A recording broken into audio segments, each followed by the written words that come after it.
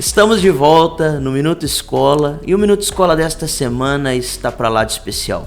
Hoje eu estou aqui com meu parceiro de trabalho, cara que tem uma experiência incrível, coordenador escolar, meu parceiro Osmar. Muito bom estarmos aqui no primeiro Minuto Escola, primeiro podcast com a sua participação, né, nesse ano. E aí, como estão as coisas? Sempre um prazer imenso participar do programa, falar um pouquinho sobre educação, sobre o mundo, né, o universo que são as escolas e, melhor de tudo, orientar um pouco os pais logo nesse início de ano. Legal, Osmar. Hoje nós vamos trazer um tema muito legal, também um tema muito discutido, né? E que pairam muitas dúvidas sobre isso. Afinal, o que é uma escola forte? O que uma escola precisa ser para ser considerada forte? E nós vamos falar isso do ponto de vista científico, de estudos, e também do ponto de vista popular, né? Isso. Será que o que as pessoas acham que é forte é verdadeiramente forte? Nós já vamos começar o Minuto Escola já nessa pegada. Osmar, para você, qual que é a sua visão de um ensino forte, de uma escola forte? Bom, vamos lá, pessoal. Primeiro, é muito o que o Bruno falou. Nós precisamos entender que uma escola forte, existe toda uma questão mítica, misteriosa sobre o que ser, o que é, como é uma escola forte. E na verdade nós temos duas visões de escolas fortes, uma visão mais voltada ao século XX e uma outra visão atual do século XXI. Nós temos ainda vários fatores que levam a transparecer que a escola é forte, mas muitas vezes elas não são. Aí entra também a questão social, né? Sociologia. Exato. Uma questão da cultura popular. Isso. Nós temos várias questões. Vamos lá. A primeira, talvez a mais importante, seria a fixação da marca. Então, eu estou falando de século XX e século XXI, ou seja, aquela escola dos pais e dos avós. Então, você tem um longo período e dentro desse período, as ditas escolas fortes, elas vêm com a marca, a fixação de marca. Então, aquela escola forte do século XX, finalzinho do XX, começo do XXI, não é mais o mesmo significado de uma escola forte no século XXI, de fato. Então, talvez o pai estudou numa marca específica, né? Na época dele, há 20 anos atrás, e acha que aquela marca ainda continua no século XXI, porém muitas coisas mudaram, né? Exato. Vamos exemplificar isso. Porque você tem uma problemática, né? A escola forte do século XX era a escola forte que você tinha dificuldade de acesso. Você tinha dificuldade de aprender. Você tinha professores com níveis altíssimos em relação a conhecimento, de fato, mas com pouca pedagogia, com pouca didática. Então, tudo isso vai fazer com que a escola se transpareça forte. Resumidamente, a escola difícil de passar de ano, né? Hoje, nós temos ainda esse princípio de escola forte, né, no século XXI, mas nós não temos essa questão tão levada em consideração a dificuldade. Pelo contrário, para nós, hoje, uma escola forte é aquela escola que aprova o seu filho. E quais dicas você traz para os pais, né? Para reavaliar, inclusive, estou procurando uma escola forte, estou procurando uma escola boa para o meu filho, né? Porque todos nós queremos que nosso filho esteja no melhor, né? Sim. Quais dicas você traz? O que o pai tem que considerar? Porque assim, a marca, ela é muito relevante, eu digo que em todos os sentidos, em todas as áreas, né? Empresas muito grandes são reconhecidas pela marca, mas na parte do ensino principalmente, existem alguns cuidados que o pai tem que tomar. Sim. O que ele tem que observar, Osmar? Vamos lá, simples, muito fácil. Quando você chega em uma escola que você não conhece, o atendimento é o primeiro fator relevante de uma escola forte. Mas o atendente, ele não está dentro da sala de aula. Mas a receptividade e o bem-estar do ambiente de trabalho e de estudo é muito importante.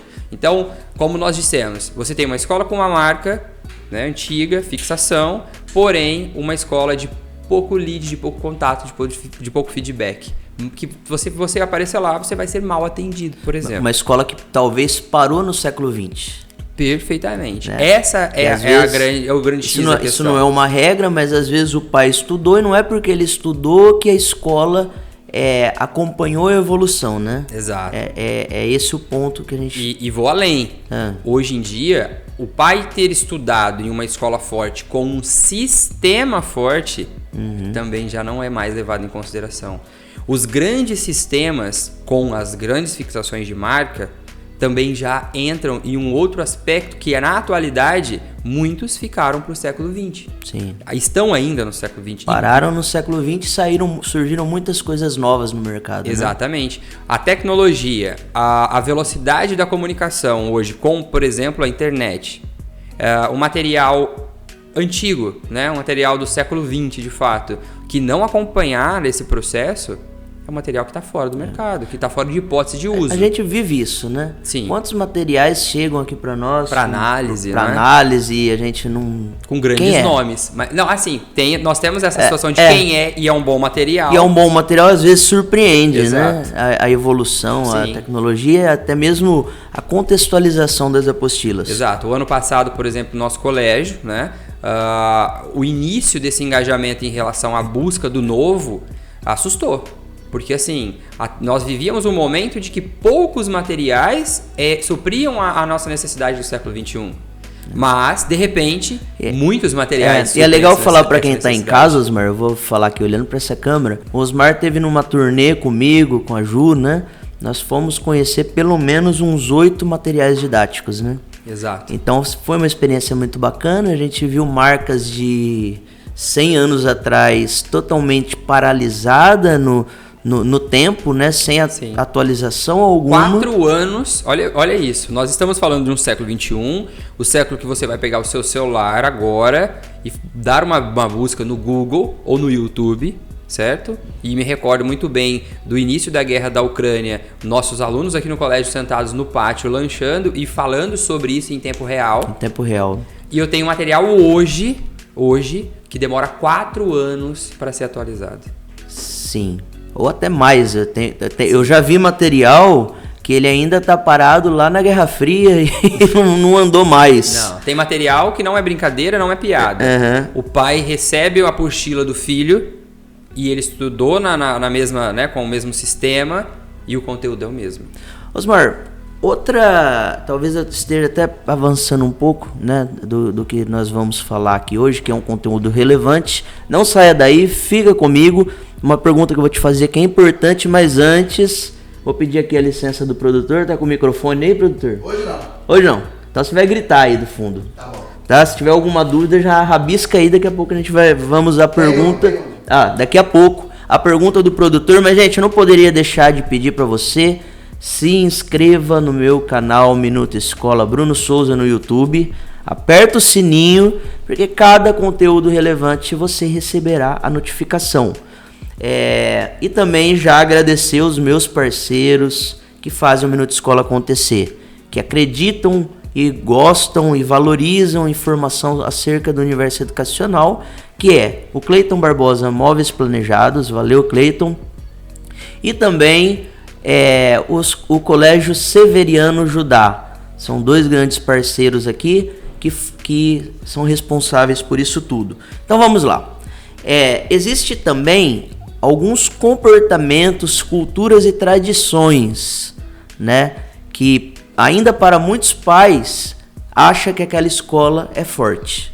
Então, por exemplo, a escola mais rígida, severa, né, que não preza tanto pelo ambiente de democracia, a escola, por exemplo, que não espera o tempo do aluno, o aluno que tem que correr atrás do conteúdo, atrás do professor e se virar, né? Então, assim, são fantasmas que ainda pairam no pleno século XXI, né? Às vezes até inconscientemente na cabeça de muitos, e que na verdade eu penso que não seja real, né? Porque o que a gente estuda é exatamente o contrário, que o professor tem que trabalhar a individualidade do aluno, que o professor tem que identificar a chave de cada aluno e que nenhum aluno é igual ao outro. Como desmistificar, né, esse mito de que a escola forte é a escola que taca conteúdo e o aluno se vira e corre atrás, e muitas vezes o aluno tem dificuldade de aprendizado, né? E o nosso maior papel enquanto educador né? E que para mim isso é ser uma escola forte, é tentar alcançar esse aluno para que ele explore o seu máximo potencial. Qual que é a sua consideração acerca disso? Perfeito. Isso vem a calhar em relação ao que nós falamos sobre a escola do século XX e a escola do século XXI. A escola do século XX é o que você disse, é a escola do professor que é difícil ser compreendido, é a escola que não tem essa identidade da ajuda, né? O aluno que tem que buscar.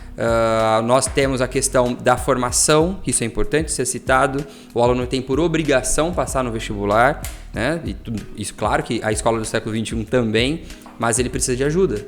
O aluno precisa ser ajudado. Comparações, por exemplo, em sala de aula, né, dessas escolas tradicionais, comparativo de aluno a aluno era muito utilizado, né? Olha, fulano é bom, você é ruim. Na minha época era de A a E. Exato, você nunca vai ser um aluno de A. Você já ouviu isso? Não é pra você. Exato, A é pra... Você já escutou isso, Chile? Não é pra você. Você é aluno no máximo ali de C. Exato. Então, aí, assim, quer dizer, você pega uma química da vida, você já desiste? Então, assim, o papel do professor é o encorajamento, o engajamento. E se o aluno tem dificuldade, seja ela uma dificuldade pedagógica, seja ela uma dificuldade fisiológica, a escola ela tem que estar presente para sanar esses problemas. Sabe o que acontece? Às vezes até assim, um pouco de resistência ao novo, né? De escolas consideradas fortes, porque assim, é muito mais fácil eu como professor ir na minha lousa, dar minha aula e se explorar o resto, virar as costas e ir embora, do que, né, a educação moderna do século XXI exige. É o professor estudar, não existe uma regra, uma receita pronta, ele tem que sair da zona de conforto, respeitar a individualidade, alcançar os alunos de todas as formas e de diferentes maneiras e dar mais trabalho. Sem sombra de dúvida, ser um professor do século XXI dá trabalho. Não é? Assim como outros aspectos a gente pode identificar, se tratando de gestão escolar, a gestão ela tem que estar pronta para isso. Ela tem que encorajar o professor a buscar o novo. Nós vivemos realidades de professores com uma certa idade que têm dificuldade tecnológica. Cabe à escola treinar esse professor. Não é? Então, o professor tem um papel crucial e fundamental nisso tudo, né? Sim. Como nós colocamos aqui agora, né? Cabe a ele sempre buscar. Então, pegando aí do gancho do que você vem falando, a direção escolar, a coordenação escolar, né? Como que nós podemos contribuir para promover esse ambiente, né, de aprendizado? Sim. Bom, vamos começar pela base, em casa, não é? A família. Então, a direção e a coordenação pedagógica, ela tem por obrigação fazer a orientação familiar. Orientação de estudo, quais são as dificuldades que o aluno está enfrentando, se ele realmente necessita de um tempo extra, além do normal ali de aula, para uma outra atividade, seja lá um reforço, um atendimento especializado. Muitas vezes a gente vive num mundo que pessoas precisam de psicólogos, de psicopedagogos, então começa em casa, não é? Aí é muito comum a gente ouvir o pai falar: mas na minha época não era assim. Mimimi, mas, gente, resistência, isso assim, de verdade eu sou pai, eu tô falando como pai, né? A nossa época era tudo diferente. E um detalhe, na nossa época nós não tínhamos os recursos que nós temos hoje, tudo evoluiu, né? Então assim, acredite, não é frescura, ou na grande maioria das vezes não é frescura, né? Se o seu filho está com dificuldade de aprendizado, a escola tem que fazer o papel dela e a família dela. Eu já vi pais que ficam pulando de escola em escola porque a hora que você vai falar, ele não aceita. Sendo que hoje nós temos recursos como profissionais, psicopedagogo, psicólogo, testes, e uma infinidade de testes. Existem testes que você praticamente joga o aluno de dentro para fora e consegue fazer uma leitura, né? Testes especializados. Isso. Né? Até esses tempos atrás meu filho fez, né? Que passa praticamente toda a ficha. Onde o aluno tem dificuldade, onde precisa melhorar, Perfeito. Onde precisa ser trabalhado, onde precisa desenvolver mais. Então não dá para comparar os nossos filhos com a nossa época. A nossa época era uma época mais retrógrada, né? Sim. E que não trazia tantos recursos, e hoje nós temos. Então não é porque nós sofremos muitas vezes que o nosso filho precisa. Eu não estou dizendo, Osmar, que fique claro aqui, que a gente tem que inibir a frustração das crianças. Não. A frustração, aquele processo de hoje o papai não vai comprar porque eu tô sem dinheiro, tem que esperar. Sim. Ou eu não vou comprar isso para você porque não é útil. Enfim, esse processo de frustração deve acontecer com a criança. Mas nós devemos utilizar dos recursos disponíveis para o seu desenvolvimento na integralidade. Perfeito. E inclusive, né, nosso tema na educação do aluno, que vai fazer um diferencial absurdo na vida dele. Então, assim, a direção e a coordenação têm esse papel com a família, a direção tem um papel muito importante com o próprio aluno dentro da escola e com os professores. Então, a gente trabalha aí a partir desses 3 princípios básicos: família, aluno, professor. Claro que ainda tem, né, os bastidores da escola, sim, né, a equipe escolar que faz tudo acontecer, mas assim, o básico são esses 3 pontos que a coordenação e a direção precisa trabalhar. Dentro disso daí, eu costumo dizer o 70-30. Na parte de ensino-aprendizado, 70% responsabilidade da escola, 30% família. Sim. Quando você fala de educação, quando você fala de valores, de comportamento, inverte esse papel. 70% responsabilidade da família e 30% da escola. Mas você observa que não dá também para a escola se isentar de tudo na questão comportamental, não. Assim como não dá para a família também se isentar de tudo na questão do aprendizado. Sim. É onde há esse elo, né, que você expôs bem, né, que é a parceria, é fazer realmente essa roda girar entre escola, família, trabalhando para o desenvolvimento do aluno. Perfeito. É um processo, não é? Ser uma escola forte depende de um processo, depende da família, depende do aluno, depende do professor, depende da gestão. Como eu falei, pai, chegou numa escola, o atendimento que você receber é reflexo do ambiente escolar. Então ali você já tem o primeiro feedback se aquela escola realmente é uma escola forte. Sim. Claro, conheça o material, né, o sistema de ensino que é trabalhado, tente conhecer um pouco sobre a proposta que essa escola transmite, se ela tem valores ou não, né? Sim. Toda escola tem que ter um valor, né? Enfim, existem alguns pontos que você já de imediato consegue observar e identificar uma escola forte. Lembrando, desapegando da marca. A marca é importante? Claro que sim, a fixação de marca é importante. Nós brigamos e lutamos por uma fixação de marca. Sim. O Minuto Escola, uma fixação de marca, não é? Mas nem isso sempre... é uma consequência. Exato, né? Ela acaba acontecendo. E eu tenho essa consciência que se eu parar de investir, de trazer conteúdos relevantes, a marca morre. Exato. Assim acontece, como acontece em tudo no mundo, né? Sim. E assim acontece com a educação. Vou interromper aqui, pergunta do produtor, a plaquinha já subiu, acho que nós temos 5 minutos, mas manda lá, André. Ouvi no começo vocês falarem muito sobre sistemas, né? Esse escola tem um bom sistema, tem um bom método. Já aconteceu ou acontece no mundo da educação um sistema ensinar algo que já está ultrapassado? E outros sistemas estão muito mais atualizados? Sim. Ixi, isso é muito comum, né, Osmar? Sem sombra de dúvida. Dentro desse tour que foi feito, né, em 2022, para conhecer materiais novos que eu digo novos, recém-lançados. Tinha o material do Rio, que tinha acabado de ser lançado, e os materiais tradicionais.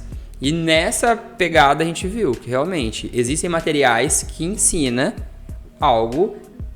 Não que esteja errado, vamos lá, não que aquilo que está sendo ensinado é errado. Mas às vezes já tem outro parecer mas diferente. Você já tem, exato, você já tem uma nova visão, você tem mais informações de estudo. Quando você pega, por exemplo, o ramo da ciência, né, a química, a física, a biologia, praticamente assim, você tem uma nova roupagem, mas é um material ultrapassado, né? E contrapartida, materiais altamente tecnológicos.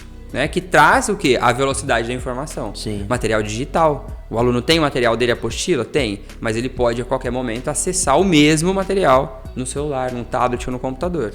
E você percebe que há divergências, né, muitas vezes, em conteúdos específicos. Vamos dar um exemplo aqui aleatório. há uma discussão até hoje, por exemplo, se quem inventou o avião Sim. foi Santos Dumont ou foi lá o cara dos Estados Unidos, que eu não me recordo o nome agora. Mas e aí? Existem alguns conflitos, né? Dentro da própria ciência existem lá, e o aquecimento global, é real ou não é? Existem uma divisão, contradições. Exato. Então, às vezes nem chegou em algum ponto comum, mas o aluno tem que saber que existem duas teses. Hipóteses, exato, teses. Você precisa entender e levar essa ideia para o aluno para o conhecimento crítico. Ele tem que ser formado. É isso que é importante. Sim. E procurar um bom sistema, como o produtor disse, é importantíssimo. Que vai gerar mais informação, que vai gerar mais conhecimento e que vai ampliar, né? Isso. E a gente precisa de velocidade, né? Hoje nós precisamos de velocidade. O aluno, ele trabalha, o adolescente, tirou ele do âmbito escolar. O adolescente trabalha com velocidade, isso é fato. Tudo para ele é imediatismo. O celular é imediato. Mandou mensagem, não respondeu, ele te liga. Ele dá um toque no seu WhatsApp, quer que o outro informa, manda mensagem no grupo. Ou muitas vezes fica triste. Ou entra, inclusive, num processo de depressão, que isso não é muito comum. Né? A gente sabe disso, quem vive escola sabe disso. Achando que está sendo excluído. Né? Exato, porque eu não estou incluído dentro do grupo, né? Ou não participo. E não é assim, as coisas não funcionam dessa forma. Existe uma coisa que nós pais precisamos ficar muito atentos, porque rola aí um modismo que se chama lei do cancelamento. Que infelizmente, isso para mim é o maior bullying que já existiu. Então nós temos que ficar atentos, porque às vezes os adolescentes principalmente se embotam, não falam nada e está sendo cancelado e muitas vezes a gente não está sabendo. Mais um motivo para que a escola e a família estejam próximas, né? Juntos. Sempre. Para intermediar esses conflitos que muitas vezes na imaturidade deles por si só eles não conseguem. E às vezes uma palavra que o coordenador traz, de encorajamento, ou o próprio professor muda a ótica desse jovem, né? Dessa criança. Osmar, a escola precisa encorajar os alunos, né? Foi dito isso aqui. E nós também já falamos que durante o século XX era comum o corpo docente fazer comparativos. Isso. Esse é bom, esse é ruim. Encorajar. Nós até falamos, esse é A, esse é C. Aquele lá é D, é E, né? Que eram as notas antigas. Isso. Qual a realidade hoje das escolas? O encorajamento, ele é obrigatório. Ele tem que acontecer em todos os âmbitos, seja na questão de casa, com o pai, seja na sala de aula com o professor, na gestão, direção, coordenação. Ele tem que acontecer todo tempo, todo momento. Porém, tem que existir um trabalho em relação a esse encorajamento. Por quê? Quando a gente fala em encorajar uma pessoa, encorajar um aluno, você tem que entender o que ele almeja, o que ele precisa, o que ele quer. Exemplo, aula de projeto de vida. Essa aula, ela exatamente está presente na escola, agora na escola do século XXI, para mostrar para o aluno a realidade da vida dele, o que você quer. E aí você faz o encorajamento direcionado. Não adianta você encorajar uma pessoa a seguir um caminho da frustração. Sim. Né? Não, continua aí essa porque ponte que está quebrada. Não é a aptidão dela, né? Que você vai conseguir atravessar a ponte quebrada. Pode ir, vai lá que você vai... Não funciona assim. Então você precisa entender qual é a realidade, o que ele almeja de fato, e aí você vem com encorajamento. Exatamente. Porque senão também a gente corre o risco de pressionar demais. E sem comparativo, né? Isso é importante. Nós falamos, existe o comparativo. Ó, ele é A, ele é B, ou ele é C. O comparativo... filha do vizinho é de tal jeito e tá desenvolta e fala bem. Exato. Mas às vezes o seu filho não fala bem em público, né? Mas faz uma outra coisa. Faz um bom texto. Exato. Escreve um bom texto, né? Sim. Agora, então assim, coisas que a gente precisa observar, porque a gente observa mesmo que nos dias atuais, automaticamente, essas crianças e esses jovens já são pressionados. Sim. Eu penso que eles são pressionados pela própria rede social, pela pressão de um corpo mais malhado, de um corpo mais magro e isso são coisas irreais, né? Que a mídia traz numa proporção muito grande. E eu penso que a velocidade das coisas torna isso ainda mais, digamos que, massacrante para a cabecinha desse jovem, dessa criança. Então, assim, sem comparações, né? Vamos tentar Respeitar o tempo, né? respeitar o tempo do nosso filho, encorajá-lo sim naquilo que realmente ele quer e busca, ajudá-lo a sonhar e, né, e incentivar no sentido que ele pode, ele é capaz, né? Sim. De fazer o melhor daquilo que ele realmente é melhor. Isso. Deixando, claro, né? Como o Bruno tinha também falado, deixem que eles se frustrem também, né? Não é necessário que o aluno só, a criança, o jovem, o adolescente, tenha só coisas a almejar e ter as coisas boas da vida sem ter a frustração. Ela é necessária. Então, às vezes, você vê ali, seu filho quer aquilo, quer algo, vai fazer, você vê que não dá, orientou, não deu, e você tem que esperar e a coisa acontecer. Mas sempre fazendo orientações, né? Organizando todo esse processo. Vamos repassar então? Vamos lá. Em relação à escolha de uma instituição, sabemos que a gente está agora na época de matrícula, né? Movimentação das escolas no geral está bem grande, onde os pais buscam, sem dúvida, qualidade e com certeza o pai quer ver o filho sempre no topo, sempre voando mais alto, né? Sim. Uma escola forte, como de fato eles podem, passando tudo que a gente falou, identificar essas características. Certo. E eu quero já complementar aqui, gente, não se apegue somente à bandeira de material. Eu estudei com o sistema de ensino X e é o melhor, hoje não necessariamente, né? Já só complementando aqui. Analise o contexto, material de ensino, sistema de ensino é uma das ferramentas que a escola tem. Porém, o que faz a escola de fato acontecer e o que define se a escola é forte ou não é forte é o cotidiano da escola, a metodologia da escola, é o carinho, o amor, o acolhimento que ela dá para os alunos, né? E eu vou deixar o Osmar concluir agora. Bom, vamos lá. Então, uma escola, Bruno, ela é orgânica. Uma escola não é só um sistema. Muito bem colocado. O pai precisa pesquisar. Primeiro de tudo, ele precisa entender, sentir. A visita, mais uma vez, é importante. O acolhimento é importante. Entre no site da escola, né? Lá você tem muito do que ela é, de informação, do que ela trabalha. Instagram, Google. Temos N digitais influencers hoje, desde YouTube e Instagram, que fala sobre sistema, né? Vá pesquisar, então, quais são esses melhores, o que você tem de bom. Ou então se aquela escola e aquele sistema é legal, não é mesmo? Então, assim, procure informação, vá até a escola, sinta a escola, conheça o espaço da escola, entenda onde é que essa escola vai atingir o seu filho. Então, seu filho tem vontade de ir para essa escola, leve-o na visita da escola. Então, tudo isso já apresenta e representa para o aluno uma questão muito importante, que é o bem-estar. Então, ser uma escola forte, claro que existem as questões metodológicas para que ela se transforme, pesquise, entenda, mas, acima de tudo, coloque o seu filho em um lugar que ele vai se sentir bem, acolhido. E volto a dizer mais uma vez, o acolhimento inicial de você chegar em uma escola que você não conhece é o mesmo que o seu filho terá quando ele estiver estudando na mesma. Muito bem exposto, meu amigo, parceiro de trabalho, Osmar Júnior. Quero agradecer sua participação novamente no Minuto Escola e com certeza trouxe dicas incríveis, né? E que vai atingir aí milhares de estudantes, pais, mães, né?